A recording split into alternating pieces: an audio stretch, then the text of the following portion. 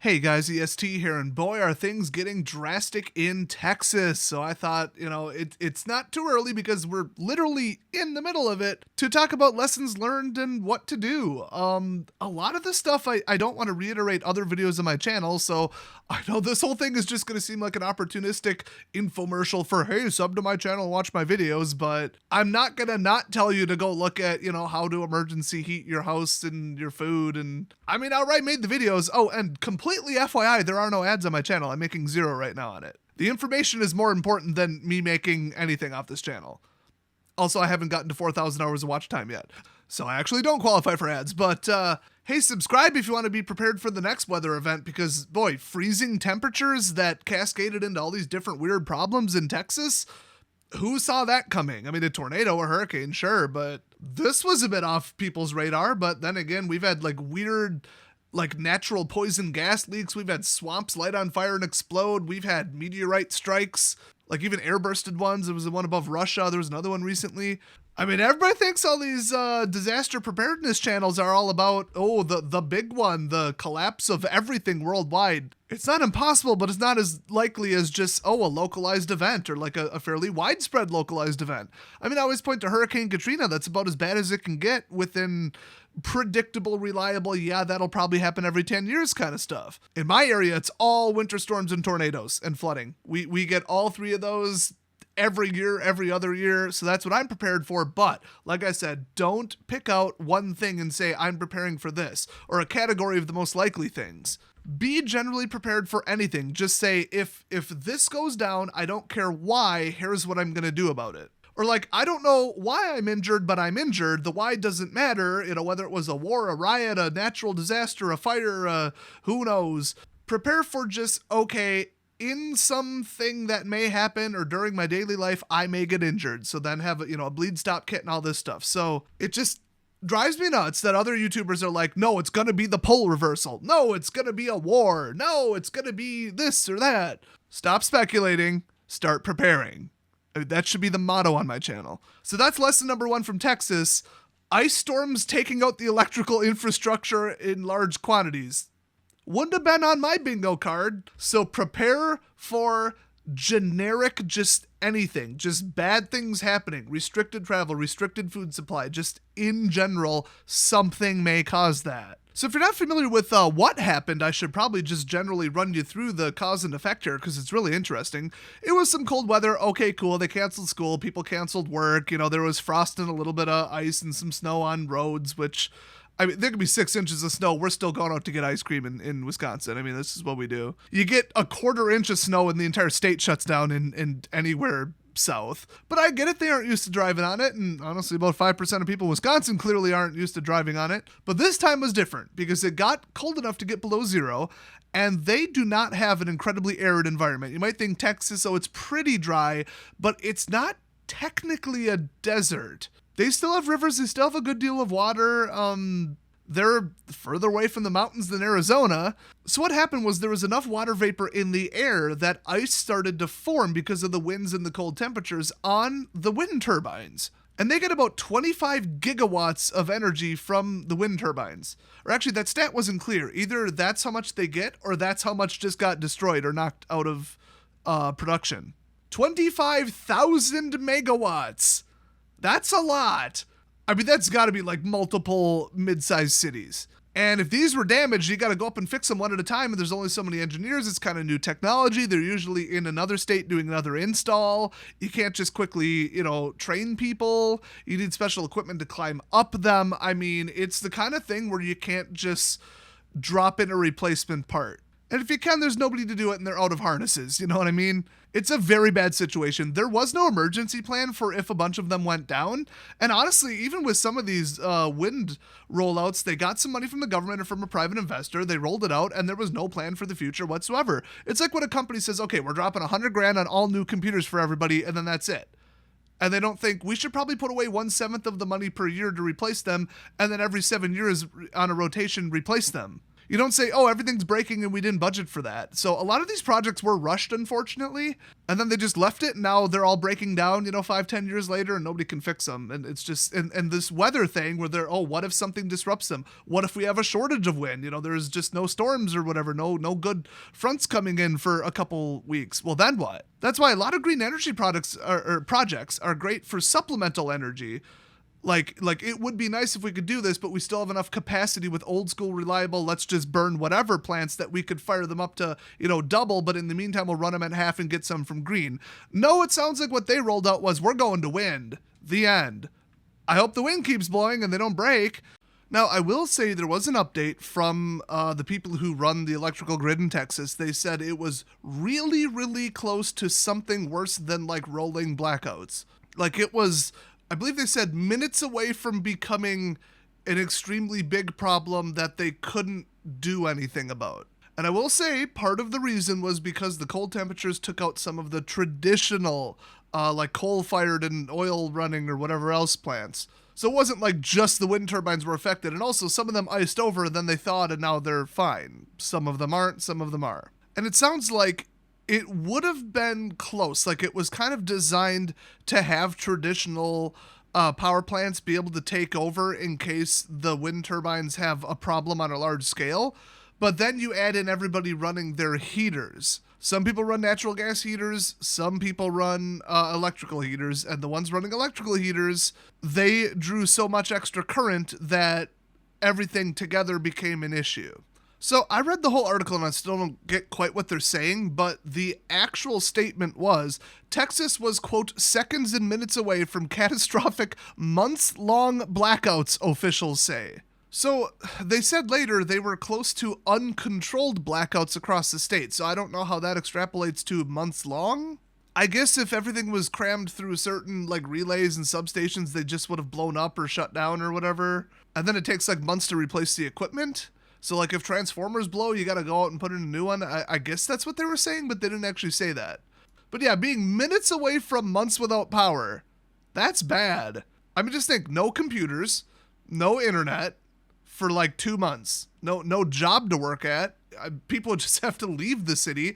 And then, well, what's going to happen? Burglaries. So we were, according to the officials at ERCOT, the Electric Reliability Council of Texas, seconds or minutes away from that. I say we, I live in Wisconsin, but, we collectively. If you guys know more about this stuff than I do, the exact statement that seemed to explain this was grid operators had to act quickly to cut the amount of power distributed, Magnus said, that's Bill Magnus, because if they had waited, then what happens in the next minute might be that 3 more power generation units come offline and then you're sunk. So, whatever that means, sounds pretty bad. So really stupid, careless energy policies. I mean, I'm all for green energy. I think we need to stop burning CO2 immediately. I mean, the numbers are there. People who deny it are just idiots. But some people just rolling out these sweetheart, buddy, I'm friends with the owner of this company kind of projects, or really bad, crappy, defective solar, and just bad, poorly thought out projects that are rushed and just one and done, PR stunts. Not good to run your state on that. So Texas is screwed, like long-term here, like at least middle to long-term. We're talking, this could be months without power. This is just a bad situation all around. So compare that to in my area, where I know what the couple plants around me are. They're unfortunately CO2 spewing burner plants, but at least I know they're not going down unless the shipments stop. And if the shipments stop, then we got a big national problem. Shipments of fuel, obviously. But yeah, that's not a concern in my area. So when I think power outage due to weather, I'm personally planning for what's the longest one I've ever seen in my city? Probably 3 days, 3.5 days. And that's when a tornado just wrecked some of the main lines. But, in Wisconsin, our energy companies have backup plans. They have overflow staff. They'll pay overtime. They get insurance money. It's just, it's all, they know what they're doing. It's within predictability. They have prepared for this. So to me, a lot of my neighbors, a lot of my friends are like, yeah, I own a generator. Yeah, I own a little this or that, or a battery thing, or a basic solar little just 100 watt, whatever, and a couple batteries. Not like a Tesla Powerwall, not a greenhouse, like a fully greened out electrical house, not a greenhouse. But, as long as we've ever had a power outage, even in this whole state that I've ever heard of is 2 weeks, and that's smaller towns where they just made them a lower priority. So to me, a power outage that lasts longer than a couple days is not very likely. I'm sure they thought that in Texas too. I mean, this isn't 1920 and this isn't India. Okay, you don't just have the grid going down every once in a while because it's a disorganized, crappy, low quality mess. It's 2021. The power is always there, right? And if it isn't, they'll come splice some wires together and fix it within hours or days, right? Boy, depending upon the energy policies of your state, maybe not. So look up where your power comes from and get a good grasp on how long it could be out. Like I said, my area is still not a big thing. Am I absolutely prepared for months without power? Yes, I am, obviously. But it wasn't a high priority, and it wasn't something I spent thousands of dollars on, because it's less likely in my area. Now, if I lived in Texas, I'd have a generator year-round. I'd store fuel. So that's the electrical grid. Depending upon where you live, it might be worse than you think, and you won't know about it until the last second. I bet most people in Texas had no idea that they were this susceptible to a long-term outage. Now, speaking of long-term stuff, let's talk about the weather, because Texas, not a lot of people own heaters. It's like, why would you? How often in Texas would owning a space heater come up? It's just like in like a lot of parts of Canada, people just don't have air conditioning. That's why when there was that huge heat wave a couple months ago in Canada, it was just miserable. And people were wishing that they had AC, and all the stores were sold out of AC units, portable stuff, temporary installs. All the contractors were out. And that's because everybody waits to the last second. But I will say, should you dump, $6,000 into a basic air conditioning HVAC system for a couple days out of the summer when sometimes it gets above 70 Fahrenheit? I'd say no. I'd say that's not proper prioritizing. You could have spent, $1,000 on food and been good for 2 years. You could have bought a high-end water filtration and capture system for like a couple $100. With what it would have cost to put it in, but if you, in the middle of winter, went and ordered from some local store or from online or whatever, got shipped over a basic window unit so you could just cool just your living room, secondhand especially, you can maybe get that done for $100. Just kind of leave that laying around, just $100 just in case. And then in a dangerous heat wave with literally dangerous temperatures, like if you can't sleep, you're going to be unhealthy. You won't be able to drive properly. Some people literally just die from the heat. It's not pretty. When you get heat waves in places that aren't supposed to have heat waves, it gets ugly. And the same goes for Texas. That's why I wanted to say it goes both ways. If it's, 10 degrees in Texas, not a lot of people have an option to do something about that, even when like the power is on. But even then, you can buy a ceramic heater for like $15-20, and you buy something on Amazon, it'll be there in like 3 days, assuming the trucks are running and the delivery services are up, which in this case was not true. So once again, if you live in a warm area, spend $20 on a basic 1500 watt ceramic heater, or like a little $50 baseboard thing, or a radiative heater, like a portable one, not a baseboard one. And you don't want to wait until it's too late. So like right now at 9:00 at night in Austin, Texas, while I'm recording this, it's 28 Fahrenheit. Ouch. Hell, it's probably about 15 right here in Wisconsin. And I'm running my heat. My furnace is running like once per hour. So if you want the cheapest, most who cares power outage way to heat a house, I'm yet to have anybody come up with something better besides a fireplace. So like a better option than just methanol gel sternos. They just don't give off carbon monoxide. You can put a battery-powered carbon monoxide detector right next to them anyway, which I recommend you do. They're under $1 a piece. They're 419 watts output average. And, $50 case of them could heat a house for days. It's just that simple. In fact, if you only light one or two of them in a middle area of your house, and they're wide enough that they don't tip over, you put them in the middle of your stove, it's not going anywhere. Have a fire extinguisher ready anyway, just saying. Really, nothing I've ever even heard of beats that, except for giant banks of batteries and then an inverter and just a heater. Now that said, if you can get your hands on a 2,000 watt inverter, most heaters are 1,500 watts because 1,750 comes from an American outlet max before it blows the breaker approximately. You can just hook that up to your car, idle your car is now your generator, and just run one heater. 1,500 watts constant will do some stuff. In some cases, if you got a modern enough house, good enough insulation, or you block off individual rooms, you could definitely heat an entire house with 1,500 watts constant. You're going to run out of gas in your car pretty quick, and good luck getting gas if all the gas stations are out of power, but better than freezing. And speaking of that, it's not too bad of an idea to have, extra blankets just laying around. You can get them for dollars at a thrift store. Remember, not everything you buy has to be brand new. In fact, I wouldn't even recommend it. It's a blanket. How defective or worn or could it be? It's buy it secondhand. I wouldn't buy a secondhand carbon monoxide detector. I'd get that brand new. But a blanket's a blanket. Extra clothes, a sweater, a jacket, you can get that at the thrift shops for nothing. So just have that ready. Just have it somewhere. Yes, it's extra storage in your house, but if you kind of cram all your emergency supplies into like 1 or 2 bins and slide them under something or put them in the bottom of a closet, it's nice peace of mind, and it's compact, and it's pretty reasonable. And I will say, within reason, you could live in Texas and say, you know what? Yeah, winter storms, polar vortices, and just weird stuff, El Nino, artificially low fronts, hurricanes, they can come in and it's abnormally cold for like, what, 3 days, 2 days? I mean, depends how quick the front's moving. And according to the weather, tomorrow noon in Texas, it's going to be a high of 70. So although, everything's frozen, icy, death and hypothermia, not really a factor except at night. If you wonder why there's such a big swing, it's because they are pretty dry. They don't usually have a ton of cloud cover and water vapor in the air, which means that sunlight that baked into the ground now is emitted as infrared, and it has no clouds to bounce off of.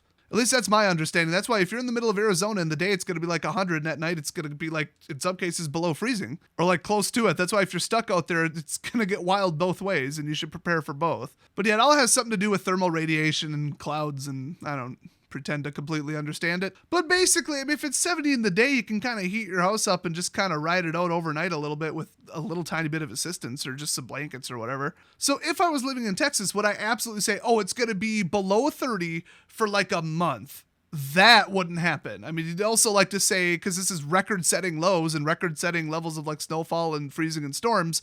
Okay, cool, we've never seen this before, but also, it's going to be 70 tomorrow. So would I plan for like some ridiculous deep freeze situation of like 2 weeks? No, absolutely not. That's virtually impossible. So while you should prepare for a weather event, you got to be realistic about like what's ever happened. But then again, if you based your preparedness in Texas on what has ever happened, we've never seen something like this before. And with climate change, these high-low stuff and storms and energy levels are going to get really weird. So it should be prepared for anything, but any kind of temporary little storm or thing is usually a 3-4 day event. So that's good to keep in mind. Now that said, this is where it gets really interesting. Let's talk about food and water. Because of infrastructure breakdowns, people not being able to go into work, just pipes freezing, all this stuff, what all the news stories are saying, and they're kind of being polite about it, is that people in Texas, millions with an S, are one, without power, and two, they don't have, quote, reliable water. Well, what does that mean?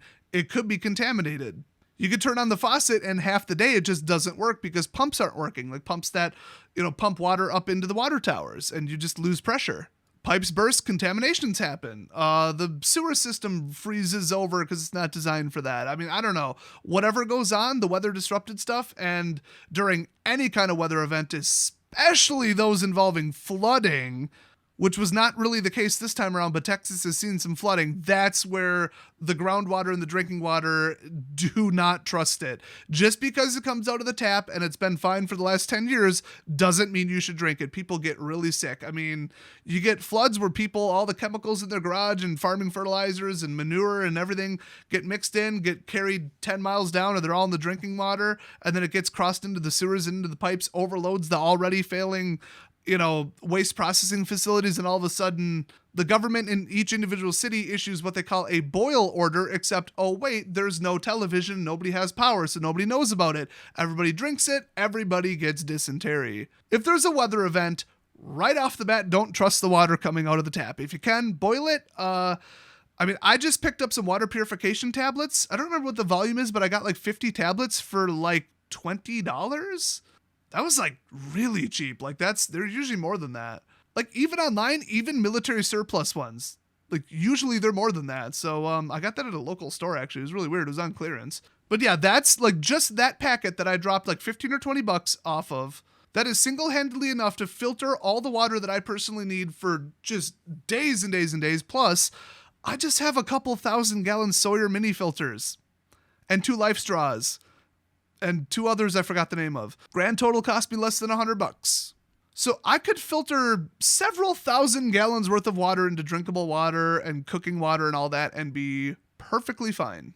People in Texas are leaving their house, which is dangerous, trying to travel through the roads in damaged cars, frozen cars on frozen roads, depending upon when it was, to go get, water or anything drinkable.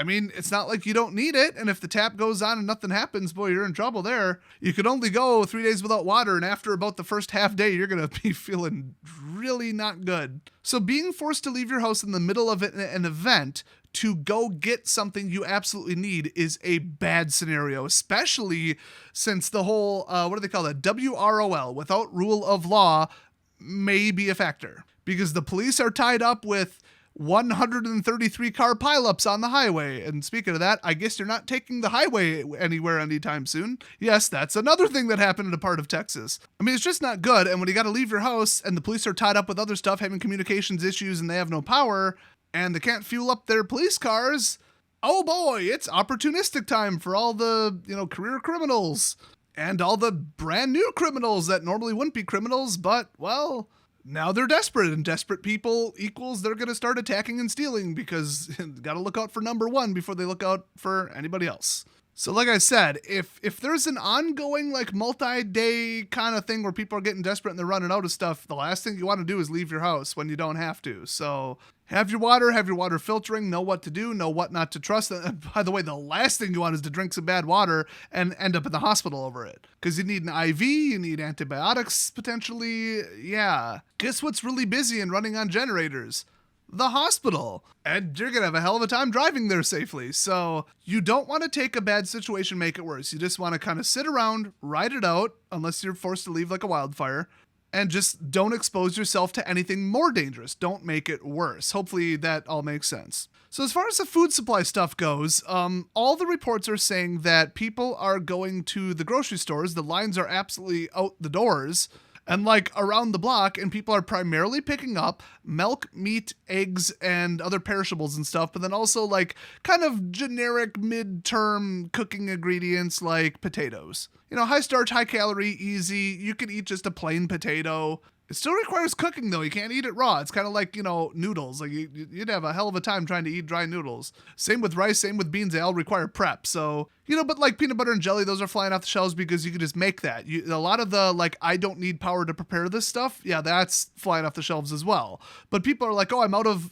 milk and eggs. Well, so what? Go without milk and eggs. Why do you need this perishable crap? Does your refrigerator even work? It just drives me nuts when people buy that dumb stuff. But, I mean, if you've picked up milk every 5 days for your whole life, then you just kind of want to keep that going. You see it on the shelf and you wipe it out. I mean, I kind of get it. But yeah, people getting desperate. I mean, the whole crowd could turn into a giant looting riot where people are, making Black Friday look polite. If an already tense situation with stressed out people who are pissed off and have been standing out in bad temperatures for 2 hours hear, oh, the grocery store's almost out of everything and there might be a cutoff, and people are like, okay, well, I came here because I'm out of food. Boom, everybody rushes the store. So me sitting here in my house with over a year worth of food and a bunch of stored water and water filters and a bunch of ways to create fire and heat to heat my house and eat stuff. Yeah, I think I'll skip the grocery store if something like that happens. So, I mean, I hate to be like the arrogant I told you so type of prepper every time something bad happens. I'm just saying the lessons we can learn is a tiny little bit of preparation and money and resources and effort put in ahead of time. You're going to be a lot safer because this is how dangerous it gets. It's like almost overnight, all of a sudden, the cops aren't coming. Your cell phone doesn't even work. The towers are off. You can't even call the damn cops. Everything is cashed because the internet and electricity's out. Everything's moving slower because all the transactions are cashed by hand. Everybody's walking around armed because, one, it's Texas, and two, because it's a bad situation. It can go from, hey, it's just another Tuesday to, oh my gosh, it's practically post-apocalyptic in 48 hours. It just, things can get this bad in your comfy rich city, in your amazing high infrastructure, high tech country. And we see it over and over and over. It doesn't have to be World War III. It doesn't have to be the next Black Plague. It can just be, oh look, there was some ice for a couple days. Oh crap, society semi-collapsed in a localized but citywide area. So here's the interesting thing. Okay, get this. So grocery store shelves are getting emptied out. They're getting down to the stuff that people don't really like to eat, but they're buying anyway if they don't have anything to eat. But also, restaurants and smaller grocers are not getting supplies because the state's citrus and vegetable crops were all destroyed.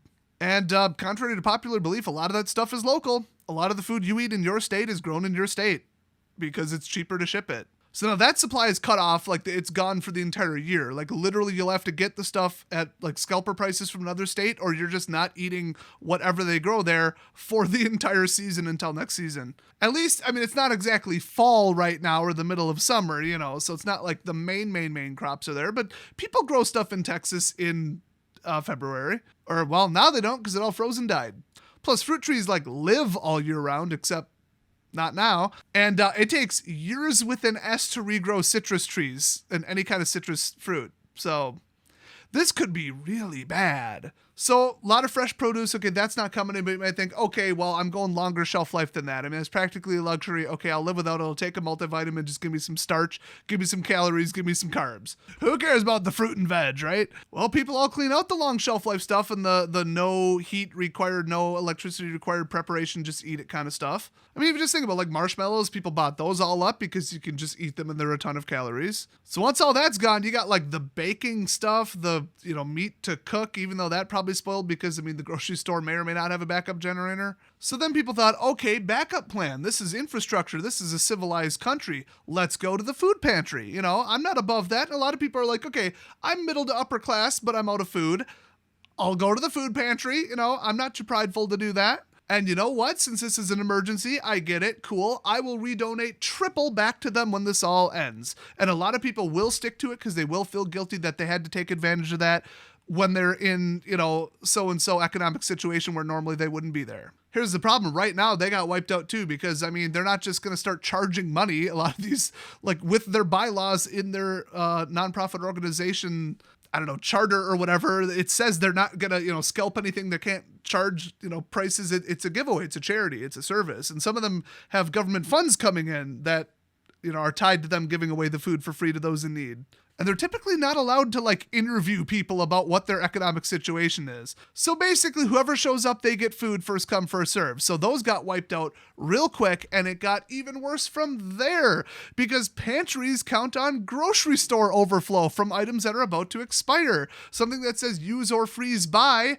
At the end of the day or at the end of the week or whatever, they donate massive amounts. I mean, hundreds of pounds of meat and dairy and baked goods, bread products, all that to the pantries, and then they give it away. Well, if the grocery store got everything bought out or everything spoiled in one day because there's no power to the freezers and oh well, and then the giant backlog of frozen stuff at the pantries, they were out of power for multiple days and all of that thawed out and spoiled. So they had to toss all that. You see how one thing leads to another, which leads to another, and then it all collapses? And like legit, usually over half of what places get are regularly donated from, restaurants, grocery store, overflow stuff. And that just, it either isn't in operation or it isn't happening or there is no overflow. So then poor people are affected who would, single moms and stuff who would normally get food there. Now that's cut off even. So even if they had the money, the grocery store is all sold out and people resort to scalper prices in some cases. But I will say that 34 states in the U.S. have price gouging laws. They're usually pretty vague and usually you can get away with some stuff, but generally they're actually bad. So that's the last thing I wanted to really hit on here. Some states say whatever you sold, like your average normal price, your MSRP, your normal, it's been this way for over a year shelf price, you can't exceed it by 10%, or you can't exceed it by 25%, I've heard for some other stores or states. Some are just vague. They say you can't charge more than market, but then there's like, you could go to court and kind of complain, yeah, but our cost of operation went up because we're burning generators, so it costs 3 times more per hour to stay open. And if our cost goes up, we would normally raise the price, and then usually they get away with it. So I say if demand skyrockets, I don't care if it's important or unimportant. If it's a luxury, nice item like a generator, or if it's like I need to eat to live and I need water. If people were irresponsible and stupid and didn't plan ahead of time and now all of a sudden they need it and they're out, let them pay double. I mean, it's just whatever. People, you can't babysit them. And here's the thing. Here's where it gets really messed up. It is now more difficult to take a semi-truck full of supplies, bottled water, whatever, drive it into a big city in Texas, unload it, and sell it. It is more difficult to do that. It is more complicated to do that, and demand just went up. So what incentive would you possibly have as a distribution center or reseller hub or whatever to send anything there as opposed to any other place that was unaffected if you can't get more money for it? So it's more dangerous, more time consuming, it's harder, but you're not making any more. So why would anyone send anything into Texas right now if they can't price gouge it? Or at least raise it a little bit. And that's what happens. That's why these laws are absolute BS. I think the one in Texas just says exorbitant or excessive price. So as long as you can go to court later and say, well, it wasn't exorbitant or excessive because we had to pay overtime, hazard pay, whatever to the semi-truck driver. We had to pay overtime for this and that. We had to fuel the generators. Everything was slower. So our staff was less effective because we couldn't use the handheld scanners. So checkout took twice as long. So effectively our staff costs went, they'll be like, okay, fine, cool. And how much did you put up your prices on bottled water? 50%. Okay. Now you start charging $10 a bottle, you're not going to justify that. And I do think that that's kind of a dick move, but I will say any state that implemented the stupid price gouging thing and started putting in specifics and these stupid babysitter laws and the stupid, non-anti-free market crap, they're just guaranteeing that other people are going to starve and that they're going to go without and that there's going to be even worse shortages. You gotta allow price gouging to an extent, okay? It's demand, it's reasonable, it's how the market works.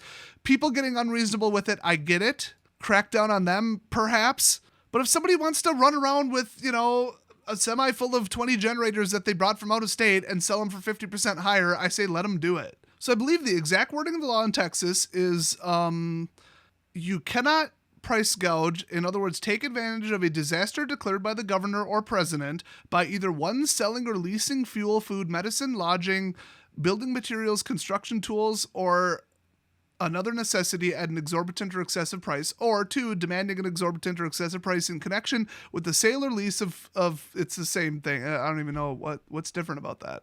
Boy, the law is so dumb they wrote it twice. I guess actively selling or asking for and demanding but not making a sale, they wanted to separately make both of them illegal. Okay, cool. Welcome to the law. And then for some reason, construction tools are listed separately under Part 2. Like, once again, welcome to the law. But they didn't define exorbitant.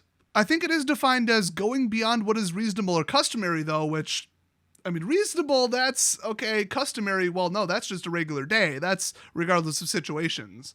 But the big takeaway, if you're not interested in all this legal crap and, we should change the laws and political this and that, is your government's stupid laws in your state might keep stuff from coming in because if people can't price gouge it, it's too hard to sell where you're at because of circumstances. So they're just not coming in and the supplies aren't coming in. So be prepared for a shortage and like a run on stuff and, a big rush to go out and buy whatever to turn into an even worse thing that lasts 10 times as long because of your government's stupid laws. And prepare to go small scale and black market to pick up stuff that you need that you're out of from people who just don't care about the laws and don't take credit cards. A friend of a friend, somebody got a hold of something, somebody was scalping something, they're doing it on the down low and, trying to keep away from the cops and that kind of stuff. You'll see that. Just know that that's an option. And if it gets dire, prepare to take advantage of that potentially and have cash laying around because, ahead of time because the ATMs might not have power. Just saying. A lot of these grocery stores are taking cash only because the internet and electricity's down. So I'll always have just paper money sitting around just in case. There's a couple $100 around the house or whatever, just in case. Also, without rule of law stuff, it's hard to get the stats until after the fact. And even then we don't know because if you can't even call the police in the first place, you don't know how bad it got. But from anecdotes and from estimates, crime could be 10x, 10 times higher right now. Some estimates and some actual hard numbers from other countries have been like, oh yeah, we had a little outage, we had a little weather event and crime went up 50 times higher. Basically, if you left your house, you flip a coin and if it's heads, you're getting mugged. So have some defensive items, have whatever's legal in your area, know how to use them, test them, maintain them. I always tell people, not everybody's got $700 for a high-powered rifle, but pretty much everybody has $8 to buy some pepper spray on eBay. And the amount of training that goes into pepper spray is, well, not zero, surprisingly. I'd watch a few YouTube videos about it, just saying. But it's pretty simplistic. Not a lot of maintenance. Pretty easy to test.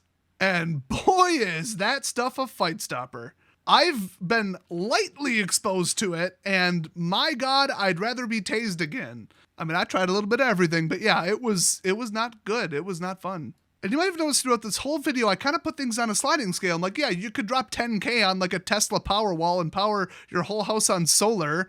Or you could, just have some batteries. You could just have a basic 10-watt solar charger for your phone for $20, $30, $40. You keep some lithium 18650s and an inverter around so you could run a radio or your TV or whatever, your modem, your computer, your laptop. It's what do they call that? Logarithmic or whatever, or exponential or something like that. Like the level of preparedness, if you spend $0, you're screwed. If you spend like $10, okay, you're way infinitely better off than anybody else. You spend like $100 and you're like, okay, now you're set. And then you spend like ridiculous luxury, I'm building a bunker levels of money, or like I bought a biodiesel processing, self-run filtering super generator. Oh, and I'm storing 1,000 gallons of water behind my garage.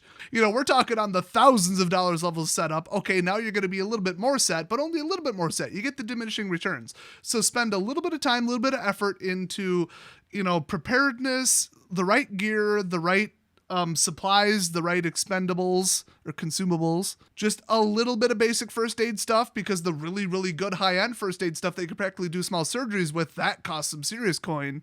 But a basic kit and medication is like, $15. A stop the bleed kit, emergency trauma gunshot kit is like $100.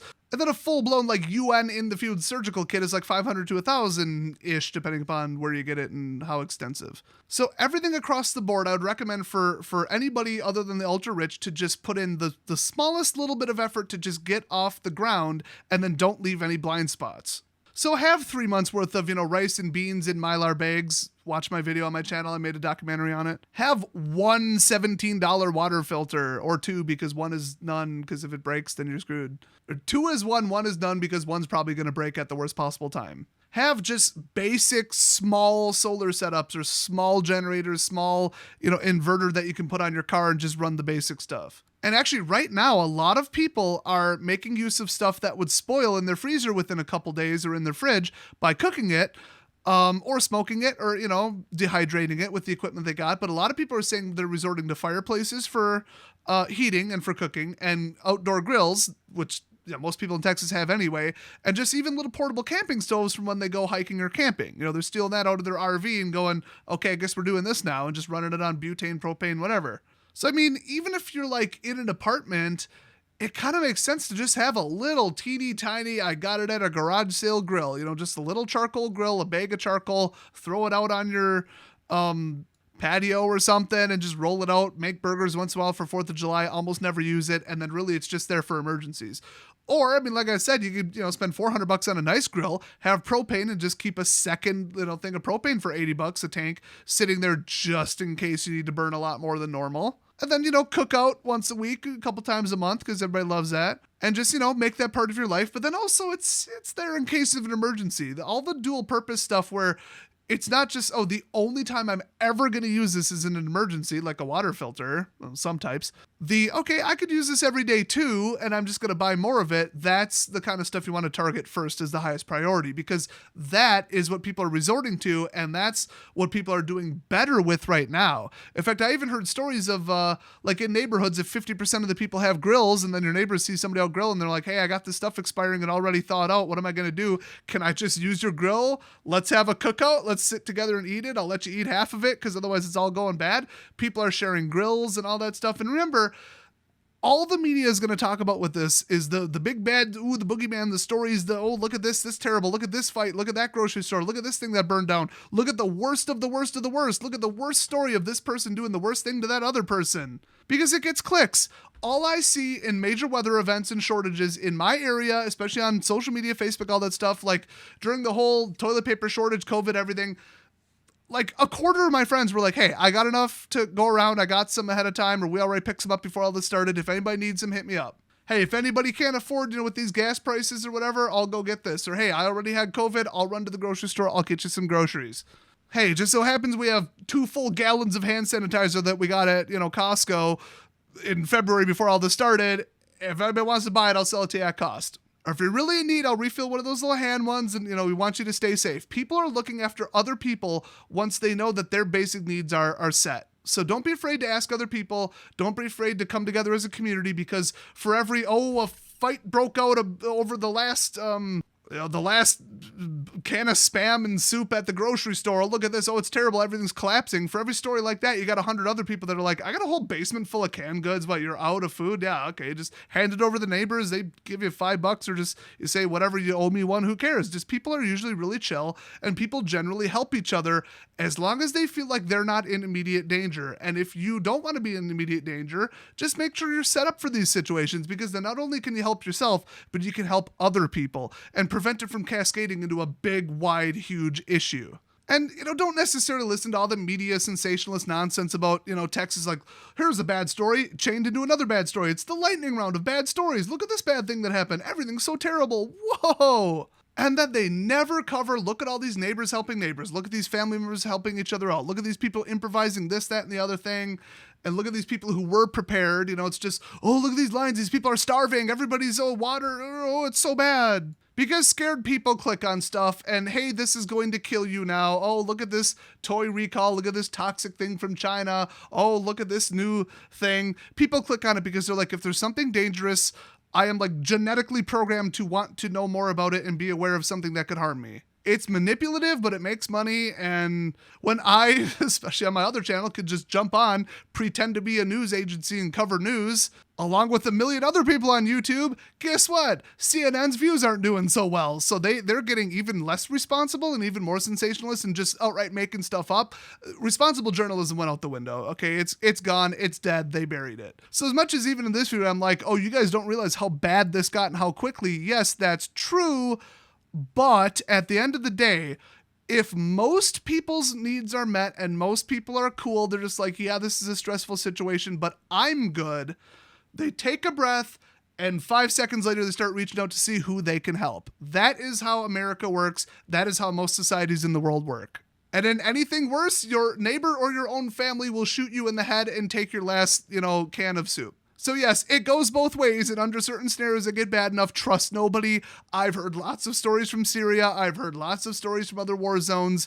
Oh my God, does it get bad? Some of them even resort to cannibalism. It's just gangs running around, and there's no cops. It's bad. And then even if, the UN comes in and drops a food supply, guess who takes it? The criminals with guns, and then they distribute it, and you gotta bribe them. And when it gets bad, it gets bad. But in just, it's a weather event. Okay, no power, whatever. It's bad. Things are going bad. Nobody's going into work. We got the COVID on top of it. It's definitely bad, but it's like people can see a way out of it, and most people have a couple weeks or a couple months worth of food sitting around. So most people in Texas right now are kind of chill, but I mean, there's still, there's some flooding that could be avoided if, let's say, sump pumps work. People reminded me that Texans don't typically have basements. There's some drastic heating issues. There's some drastic even cooling issues during the day. Okay, that's, getting on the verge of going from uncomfortable to dangerous, and we've had deaths just due to exposure. We've had lots of health issues because of unclean water and contaminated water. So it's getting real, but for the most part, people are just kind of riding it out and helping each other. It hasn't crossed over into full-blown oh my gosh level. And just think about it. FEMA's going to show up. The National Guard's going to show up if it does get that bad. No, I'm not actively telling you to count on FEMA. My God, I watched the news during Hurricane Katrina. I'm just saying, if only part of the country was affected, maybe some of the time a government entity might get their crap together and come bring you some MREs. Maybe. It's a definite maybe. You might get a blanket from them. Maybe. So we got all these fail safes. We got money. We're a civilized, what do they call that? A first world country, at least here in America. And generally most people in America are good people that'll help each other out to a certain point. So I wanted to end on a silver lining, but hopefully you guys, kind of got where this goes as far as, I didn't know the grid was that sensitive because people decided to switch over completely to wind, even though it hasn't been proven and they didn't have a backup plan. I did not know that. Well, now you do. I didn't know I should have, a clean burning fuel that doesn't create monoxide to heat my house. Well, now I do. I didn't know I can't count on food pantries in case things get bad because they count on grocery stores and it's literally the same thing. Well, now I do. So if you're feeling the now I do, leave a like on this video, send it to everybody that you think would be relevant. Perhaps not people in Texas, because this would just be like, oh yeah, hindsight. Yeah, wouldn't that have been nice if I did that? Maybe wait a week or two, then send it to them. Just saying. But boy, even on my last video about just, hey, emergency heating, do this now. Here's what you can do safely, and here's what not to do or you'll kill your whole damn family. That video, those views took off like a rocket, and people are literally in the comment section saying, I live in Texas. Holy crap, is this helpful? I wish I would have prepared a little bit better ahead of time, but I'm glad there's people like you out here helping people out. And that's why I'm here. And also, let's cut the crap. My main channel ain't making for money anymore.